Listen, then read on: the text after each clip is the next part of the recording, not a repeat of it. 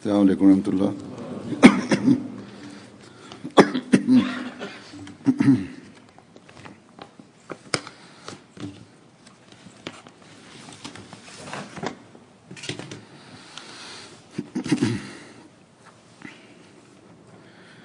अशहदु अल्ला इलाहा इल्लल्लाह वहदहु ला शरीका लहु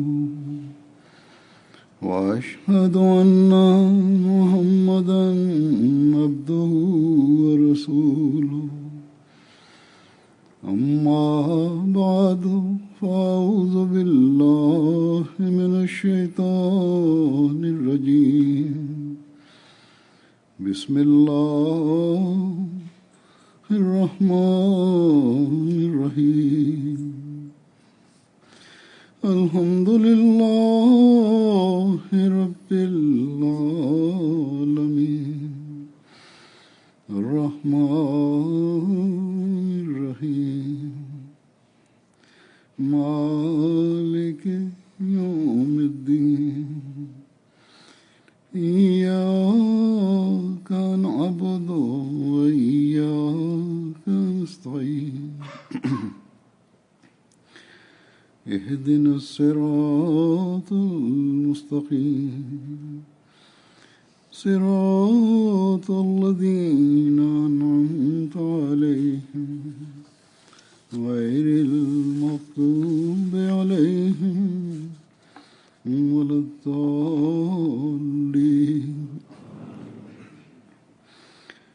इन्नमा यअमुरु मसाजिदल्लाहि मन आमन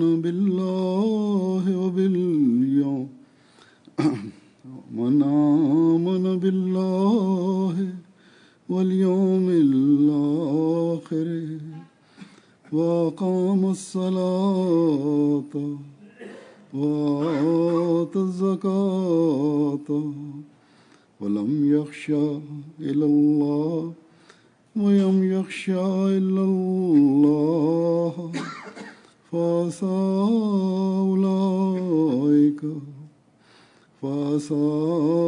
उलाइका अन यकूनु मिनल मुह्तदीन।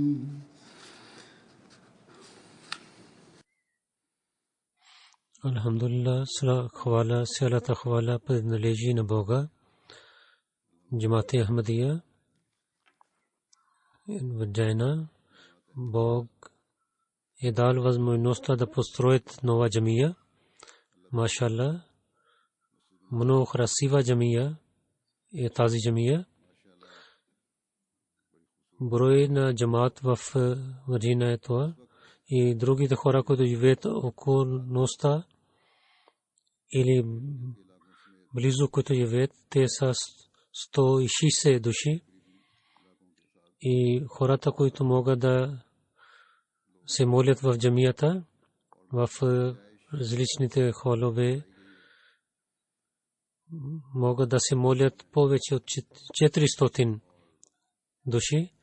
И ако в другите стаи, ако ще могат да се молят 100 души, повече могат да се молят тук. И броят на джамата, който има тук, сравнявайки с това, тази джамия е 1/3 по-голяма.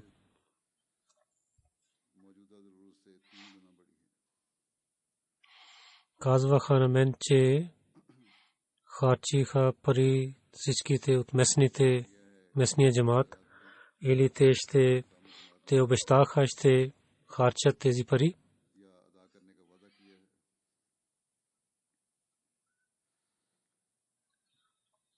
И това пари, които харчиха, 1/3, само 2 човека ще дадат за тази джамия. Един нашия жената на доктор Шамсул Хак Шахид, мъченик. И това, което брой ще дадат, за това казах, че когато започнаха да построят тази джамия и правиха връзки с различните хора, които построят. И най-малкият, който изискваха джамия, това беше 2.8 милиони долари и до края 3.5 милиони долари те искаха. Но пари, които харчиха, това е, че 1.6 милион долари те харчиха най-накрая за тази джамия. Един съветски човек може да се очудва как е възможно, че най-малките пари, които изискваха, и половина харчиха за тази джамия. Един човек, който е материален човек, той не може да представи, че как е възможно това. Той не знае, че какво е жертва. И обещания Масия алейхиссалату вассалам, неговия джамаат, колко хубави примери дадоха за жертвите, за своите пари и душа и времето. Ние гледаме най-хубави примери в джамаата на обещания Масия алейхиссалату вассалам. Това е характер на джамаат Ахмадия. Дали са Ахмади в Пакистан, те представят ятва за пари и животи. Тези Ахмади, които живеят в Африка, ако те нямат пари, каквото те имат, те харчат по пътя на Бога и времето си и харчат тези неща в пътя на Бога за джамиите, за другите или другите Ахмади, които живеят в Индонезия или в Европа. Ахмадите, които живеят, те също са представят тези примери. Или онези Ахмади, които живеят в Канада или в различните части в света, където те живеят, на тях Бог дава възможността да жертват по името на Бога. Затова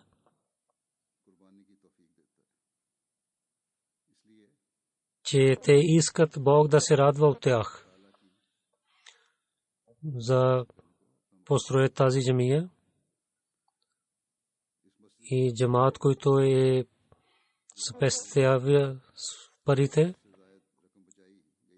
че тези 3 месеца, в които те построиха, хората доброволно работиха да построят тази джамия, така спестяваха пари. И така и другите доброволци дойдоха и участваха в тази работа. Тези братия, които са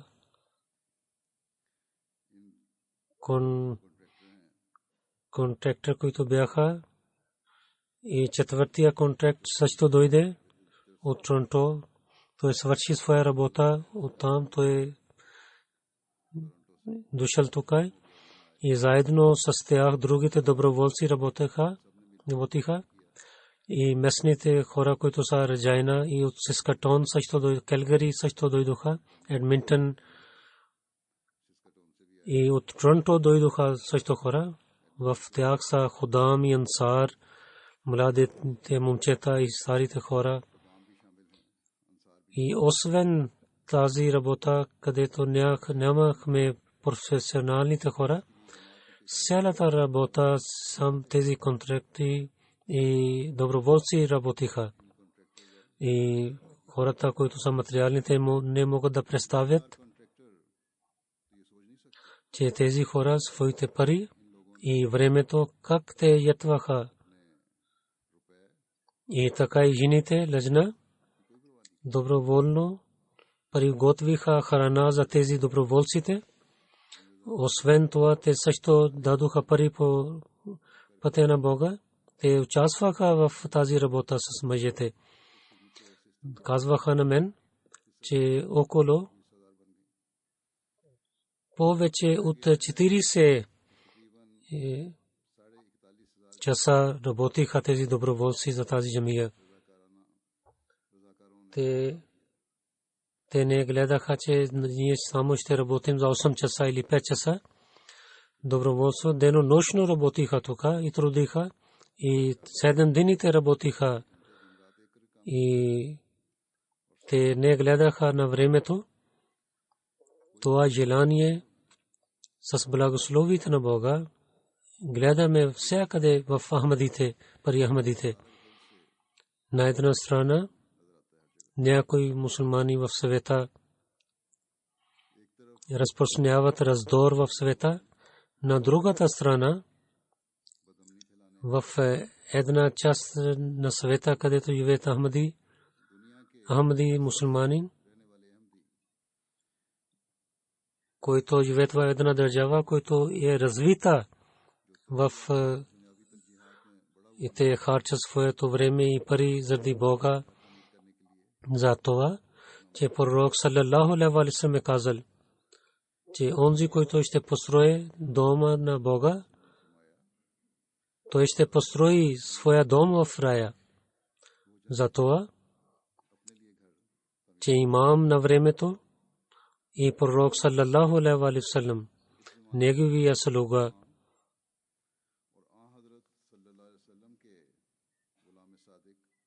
каза на своите вярващи, че вие да разпространявате красиво съобщение на исляма в света. И истинското учение и картина на исляма трябва да построите една джамия. Затова тези джамии, които построим, тази ятва е за това, че където Бог да получаваме неговите благослови, там да премахаме тези обвинения, които са срещу исляма, и да казваме на света, че джамиите на мусулманите и учението на исляма не разпространява раздор в света, а разпространява доброта в този живот и в следващия живот. Да прави, да сложи обичта и любов на Бога в сърцата. И да, то е един начин, с който да обичаме на човечеството. С построение на тази джамия, джамаат Канада получава това учение първи път, че доброволци на Ахмади, те работейки тук, те съпрестяваха парите на джамата. На другите страни в света те работят така, но тук в Канада е станал това нещо първи път. Нека Бог да на всички онези, които жертваха за парите, за времето, дали са жени или мъжете, които работиха, да ги благослови и да даде беркат в техните пари и децата, семейството. Винаги трябва да помните, че джамия за нашето възпитание и за проповед, то е много важно в нашия живот. Затова сказах на Мир Сахиб да построите малки джамии, но във всеки джамаат да построите джамия. Той каза на мен, че ние направихме тази програма и ще опитваме, ще трудим, че постройки малки джамии, повече джамии да построим. Но искам да ви кажа, че въпреки това, че ние правихме програма да построим малки джамии, ние нямаме толкова неща, че по-бързо да построим навсякъде джамия. И тази работа, която доброволците работиха, започнаха да построят джамия. Това е един много хубав пример. Това трябва да продължи. И докато е възможно, да спестяваме парите.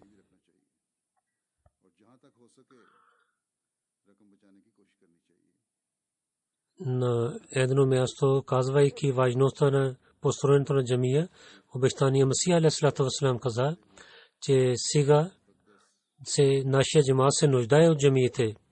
Това е дом за Бога, където в град или село нашия джамия е построена. Да мислите, че това е основа за развитието на джамата.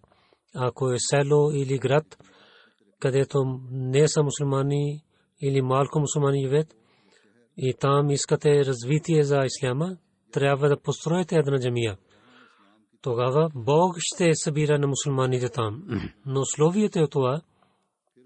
Той е каза, това условие, трябва да гледаме това условие. Каза, че условието е това, че да построите джамия само заради Бога. Това е условието да построите джамия, че само заради Бога да построите. За своите желания или за залите желания да не построите. Тогава ще има берекет. Затова желанието на обещания Масия алейхиссалату вассалам да избъдва, ние трябва да опитваме. Но с това да гледаме това условие, което обещания Масия алейхиссалату вассалам каза на нас, че да има преданността,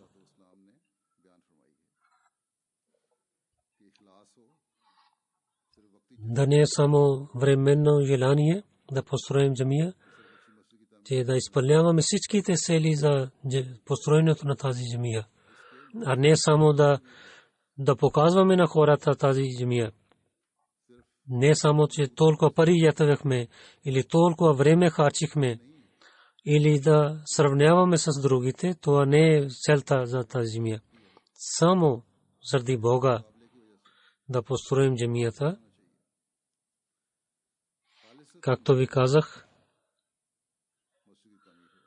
че тези братия и четвъртия контрактор също дойде, които участваха повече. Те се срещнаха с мен. Те се радваха, че Бог дали възможността на тях, че те участваха в този севаб. Сега Бог ще е дал на тях по-голяма работа. Бог винаги дарява, награждава, много бързо дарява на своите слуги. Един брат Мансур Сахиб каза, той пише на мен, че едно момче, който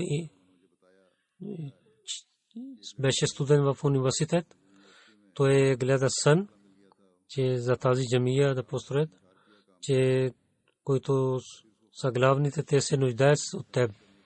Когато той започна работа тук, по това време, те нямаха пари. Един ден жена каза, че няма пари в дома. Бог така дарява на него. Същия ден или другия ден, текст едитор се върнаха парите на него и от Child Benefit той получи пари и така той получи 13 или 14 хиляди долари. И условието е, че намерението да бъде добро. Тогава Бог награждава.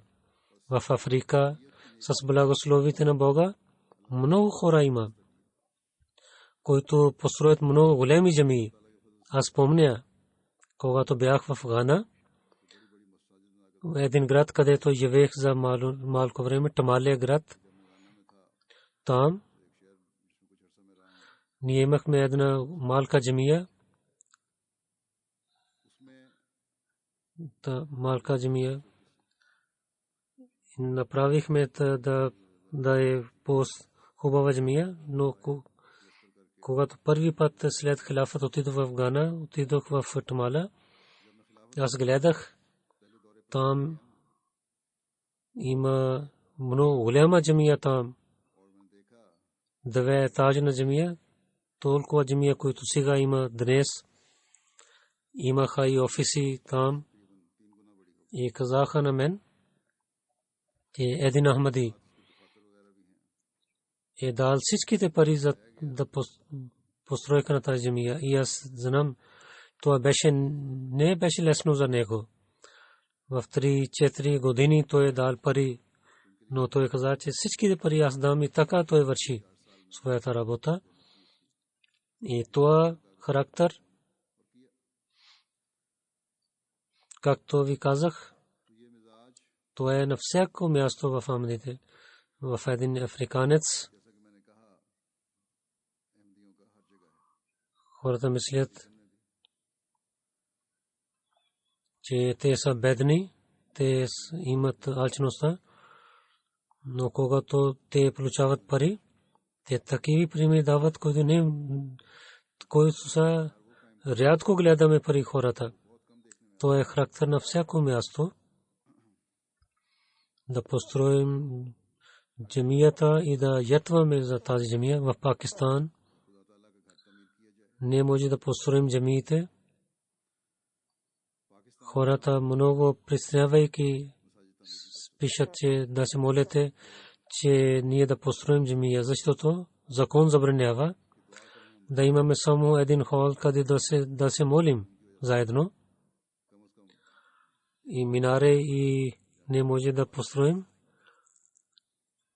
За джамията не може да построим мехраб,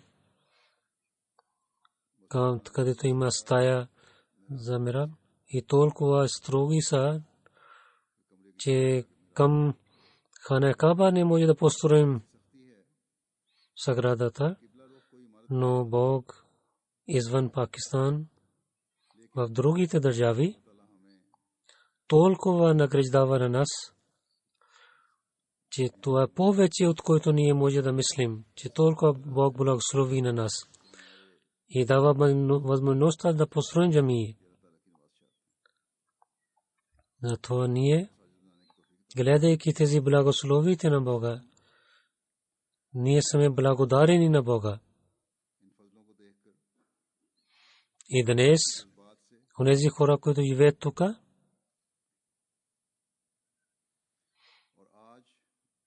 те трябва да опитват, те да напредват, да благодарят на Бога, че Бог им е дарил със една джамия. Една къща, която е къщата на Бога. И то е само да се молим на един Бог. Наистина това е къща за Бога, но Бог не е построил тази къща за себе си. Полза е на онези хора, които идват тук.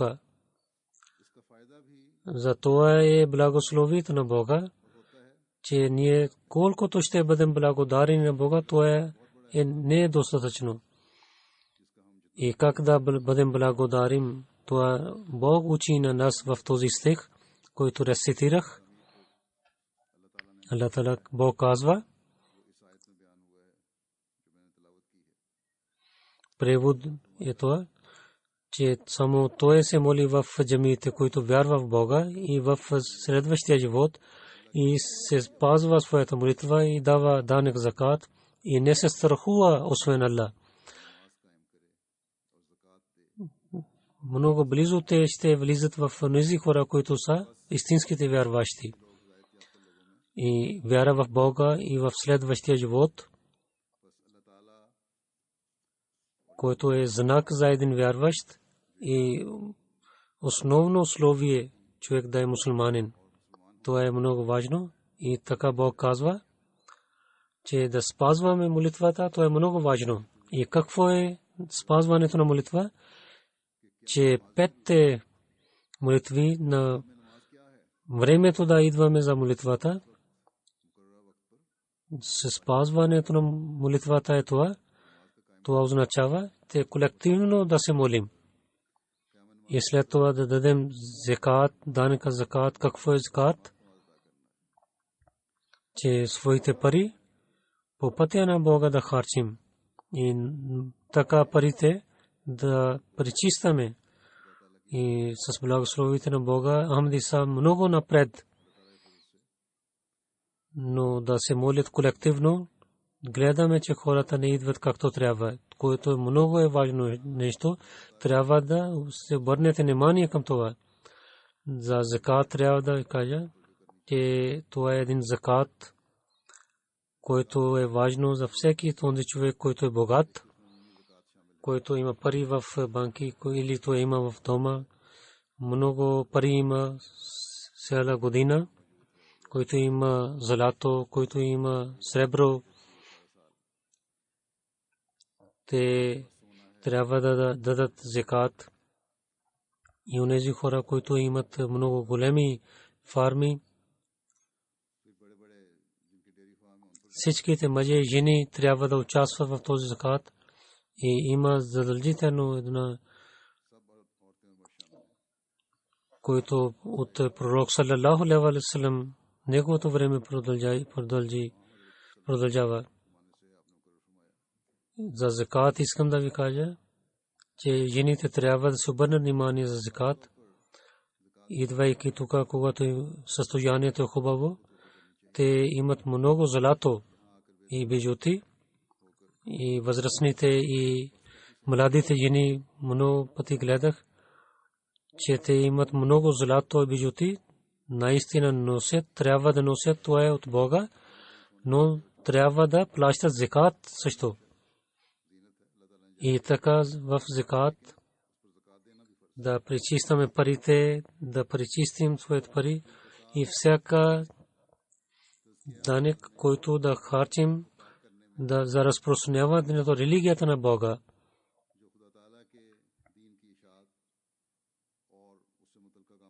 И хората харчат да изпълняват правата на човечеството. Само Джамат Ахмадия, който харчи пари за религията, построят джамиите и системата за мисионерите, училища и болници. И така Бог казва,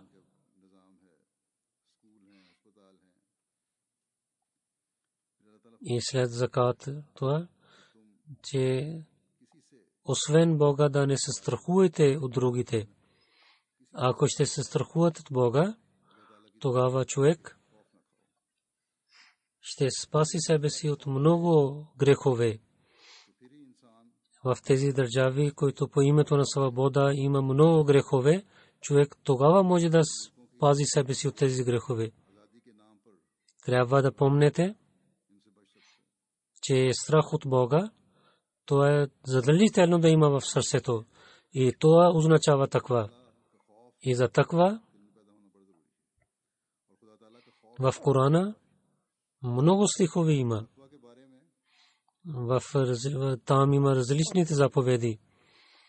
Ако ще вървете по този път, тогава трябва да разбирате, че при Аллах, при Бога, вие сте от онези, които са напътствани към правия път. И за селта за идването в джамията, тогава ще може да изпълнявате този сел. И те са такива дела. И това е вярата да бъде по-силна, който изпълнява селта за построенето на джамията. И това е нещо, чрез който ние може да бъдем благодарни на Бога. И само да се радваме, че ние построихме една джамия и ще идваме, когато искаме, да се страхуваме повече от хората, а не от Богата, и да забравим за религията и да мислим за материалните неща. И такъв човек може да получи един севаб за едно време, но той ще отиде далеч от постоянните благослови на Бога. Затова Бог казва, че онези хора ще идват в джамиите, които са в вярата и които са в вярата си се твърди и ще продължават да вършат добрини. Най-първо това задължение е на онези хора, които са длъжните хора в джамата и в подорганизациите, че те да идват в джамията и да се молят в джамия. Джамаат, които дадоха пари и времето в името на Бога, ако искате постоянно да получавате севаб и благослови, тогава далечните хора и всеки ахмади трябва да опитва сега, който джамия е повече от броите хора, които живеят тук, да стане по-малък. И тези джамии тогава стават по-малки, когато повече хора идват в джамията да се молят. И тогава увеличава броите на джамата. Да увеличаваме броят на джамата, то е много задължително. То е много важно.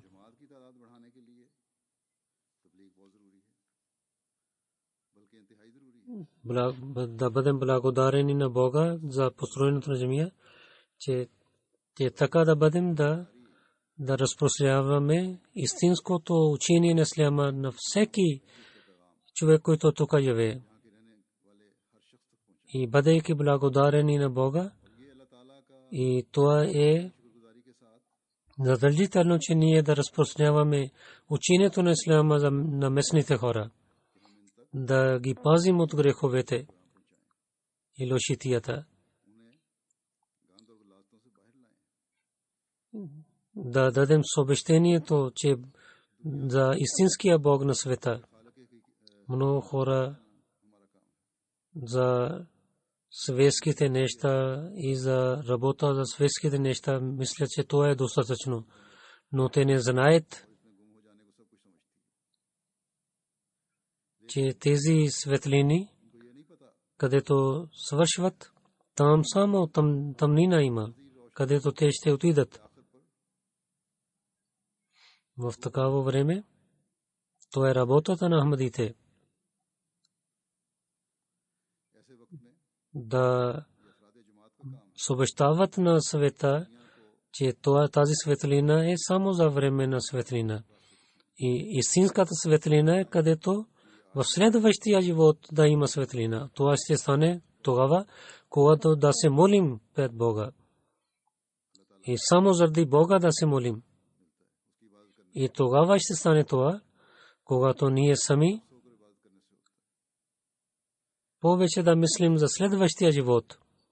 Тогава ние може да казваме на другите, когато ще гледаме себе си и да мислим за следващия живот. Тогава ние ще покажем светлина на другите. С обич и любов да претендираме, това не е достатъчно, но с един друг да дадем правата на един на друг. Тогава ще се молим повече. Тогава ще получаваме обичта на Бога.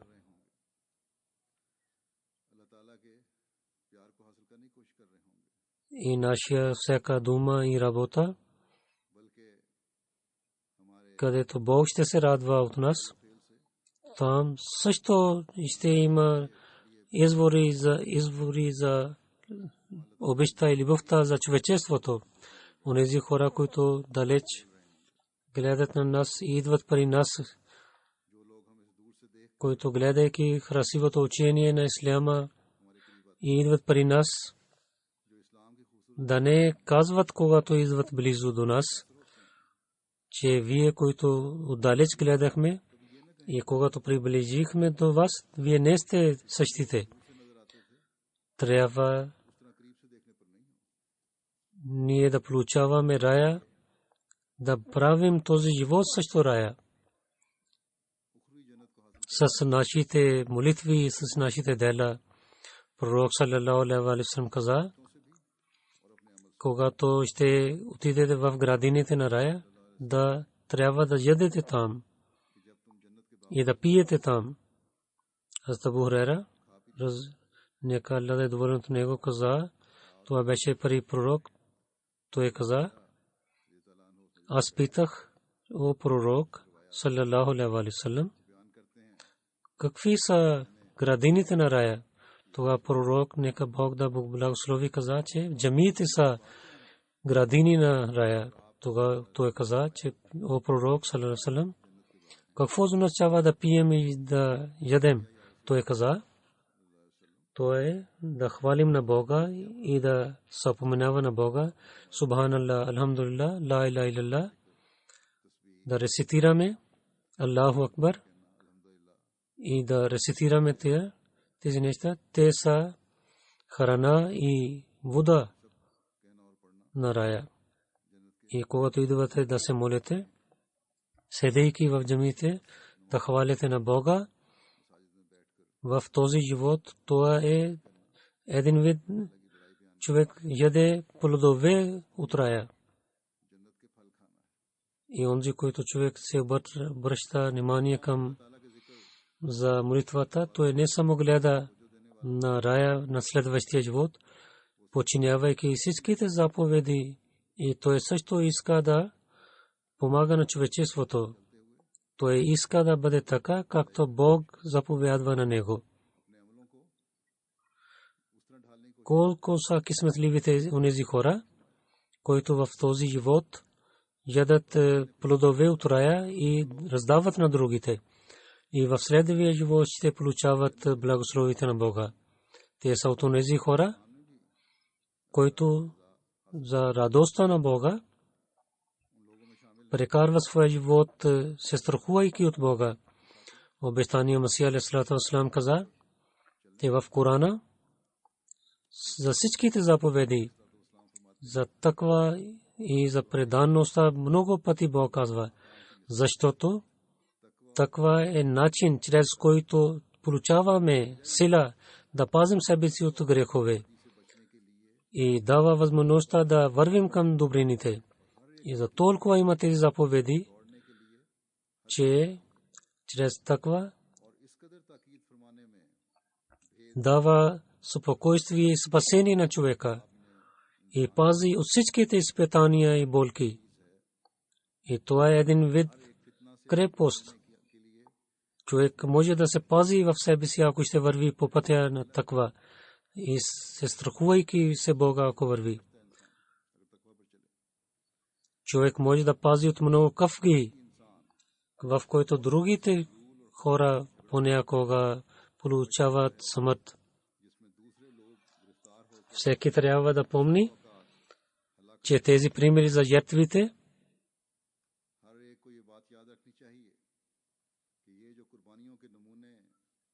да показваме на другите или да показват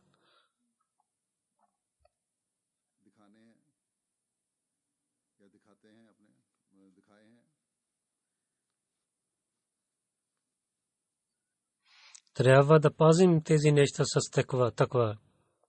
Или тези ятви ще станат само временни ятви. Както ви казах, че бъдейки благодарени, че да се молим. Но когато построим джамиите, има и много такива хора, които автоматично ще гледат джамията и гледайки джамия, те ще се обръщат внимание към вас. Ще се обръщат внимание към ахмадите, които живеят тук. И тогава работата на всеки ахмади и таква, който ще напътства на другите към правия път. Затова тази джамия дава задължение на всеки ахмади. Да изпълняваме това задължение, трябва всеки ахмади да даде добър пример. Обещания Масия алейхиссалату вассалам каза, че хората, членовете на нашия джамаат трябва да бъдат пример за другите.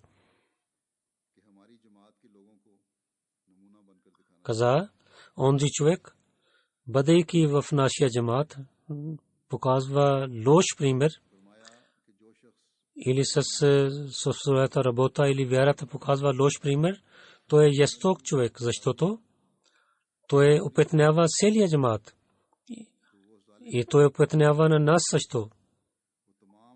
С лош пример хората се омразят и с добър пример хората се обръщат внимание той каза, някои хора, получавам писма от някои хора, те пишат, че аз не съм от вашия джамат, но някои хора на нашия джамат, от състоянията им гледам, че учението на този джамат е добро учение. Много хора в нашето време пишат на мен и когато се срещат с мен, те казват, че гледайки членовете на джамата, това може да казваме, че вашето учение е учението за мира и за братство. И това да продължи и да разпространяваме това учение, да стане част от нашата дела, това е работата на всеки Ахмади. И така и обещания Масия алейхи салам каза, че Бог прави всеки ден прави и Бог пише работата на човека. И ние трябва също да пишеме какво вършим всеки ден. Бог пише, но всеки човек, един вярващ, трябва да пише, че той всеки ден трябва да пише тетрадка, че дали върших добрини или върших грехове. Че човек да приготви една тетрадка, където пише всеки дневните неща и тогава да мисли. Не само да пише, трябва да мисли, че доколко той е напреднат в добрините. Трябва да мисли, че колко напреднахме в добрините. От миналия ден дали напреднахме повече или не. Неговия минало и днес да не е равно. Ако той е равно, той не е получил файда. Да не се радва, че каквото вършихме добрини вечера, това вършим днес също.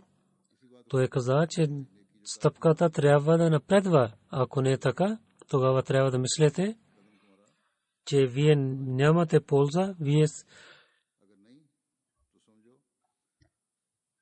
Той каза, че човек, който вярва в Бога, Бог никога няма да изостави на него. Само за един човек може да спаси хиляди хора. Днес, ако искаме да спазим света от грехове, това е работа на Ахмадите. Но условието е това, че ние трябва да напредваме в добрините. За един човек той каза, че Бог може да пази хиляди хора. И това е задължението на всеки Ахмади да пази на света. Онзи свет, който забрави своя Бог, нашето задължение, че ние да пазим света с морала. Хората казват, че защо да вярваме в религията, ние имаме добър характер. Те имат добър характер. Те се срещнат, те са добро. Те не вземат парите на другите. Но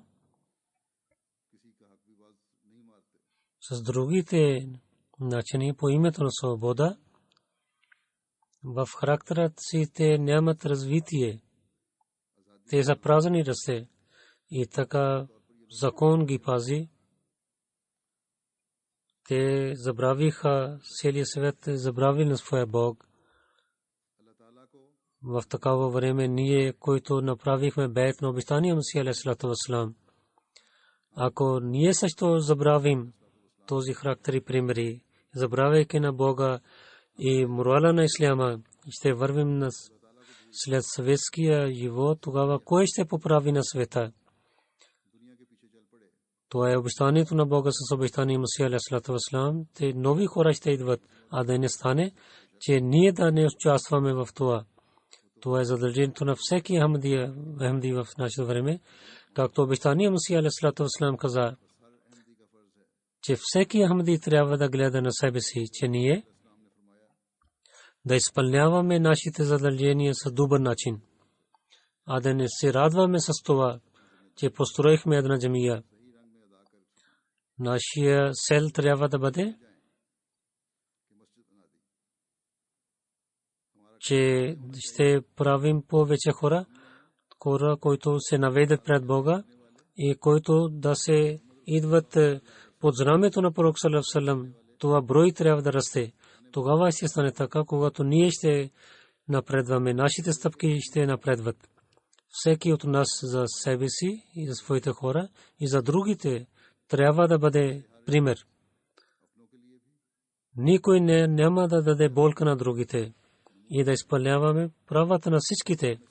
Обещания Масия алейхиссалату вассалам каза, че трябва за себе си и за своите деца, за жена и децата, и за роднините, и за джамата, трябва да станете милостиви хора. За враговете да не дадете възможността те да упетняват на нас.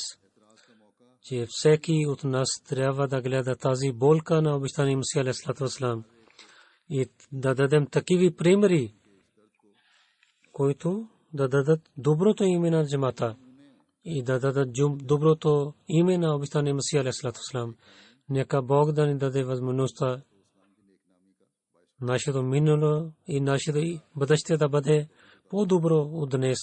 Нашите деца и потомства трябва да мислят, че техните родители дадоха жертви, построиха джамии, проповядваха и посветиха на децата религия да бъде над светския живот. Това е парите, които те оставиха. И ние трябва да дадем това нещо на другите потомства и така да продължава тази работа и нашите потомства да получават благословите на Бога. Нека Бог да направи така.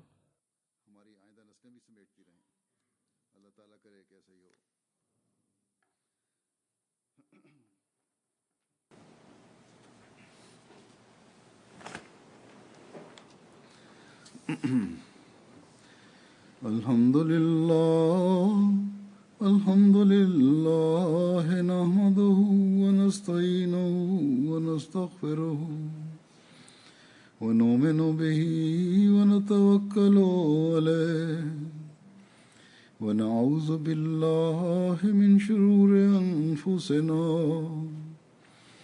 ومن سيئات أعمالنا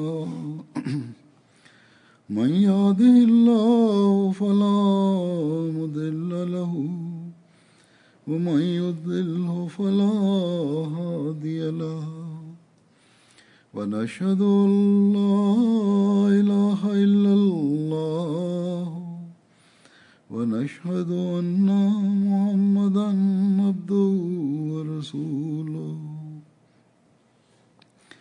عباد الله رحمكم الله إن الله يأمر بالعدل والإحسان وإيتاء ذي القربى